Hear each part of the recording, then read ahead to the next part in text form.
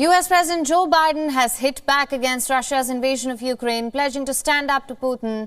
Biden unleashed robust new sanctions, new measures on top of a raft of other sanctions already announced. Will Putin make a pariah on the international stage? That's what the US president has claimed. With the latest harsh sanctions, US has targeted Russia's financial systems. The United States has blocked assets of large Russian banks.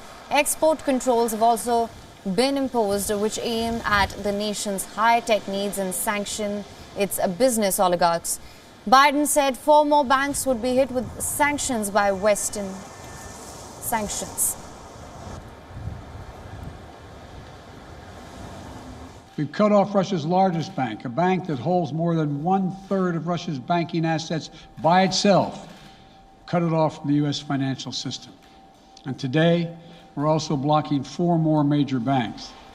That means every asset they have in America will be frozen. Now, for more on this, our correspondent Nick Harper is joining us live. Nick, thank you for joining us. Can you just break down the new sanctions that have been imposed now?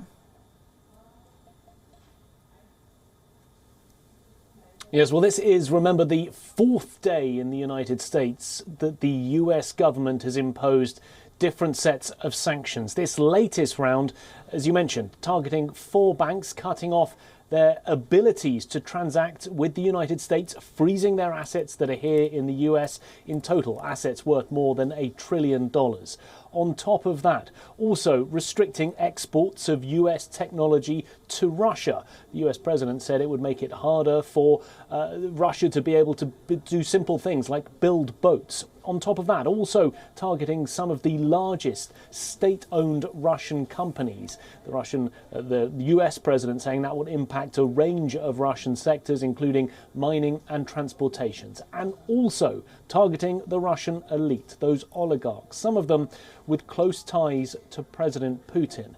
Now, President Biden says that all of these things combined, plus the last 3 days' worth of sanctions that the US has imposed, will have long-term, lasting effects on the Russian economy. He said that it would have a major hit on Putin's long-term economic ambitions, and that's the hope from the United States. Right. But, Nick, we have seen that sanctions and condemnation have done little to deter Russia. So how do we see the situation unfolding here? Well, absolutely. And there's also criticism that the US president hasn't gone far enough in the sanctions that he has so far laid out. Many questions in Washington during the course of the day as to why he hasn't sanctioned President Putin himself, something that he had said in the past few weeks he was open to. Also, why the US hasn't prevented Russia from taking part in the SWIFT interbank transactional system. That's something that takes place globally. That would cut off Russia from being able to carry out global transactions. They wouldn't be able to get any profits from their oil and gas revenues, for example, though those account for about 40% of the country's overall revenues. So the theory is that if he added those, they would have more of an impact. But like you say, we haven't seen any of these sanctions, any of these words of condemnation so far prevent President Putin from carrying out the attack or showing any signs of desisting now that he's inside Ukraine. Interesting to note, President Biden, during his speech, at no point explicitly said to President Putin he had to pull out. Instead, just drafted this range of sanctions, these new measures that the US now wants to take. But you're right, what happens next? Because these sanctions don't appear to be working, so what else could the US potentially do? Absolutely. In fact, I was just going to come to that. Now, President Joe Biden also acknowledged that these sanctions might take a little while before they alter Putin's actions. Now, in the meantime, is there anything that the United States can do above and beyond to help Ukraine?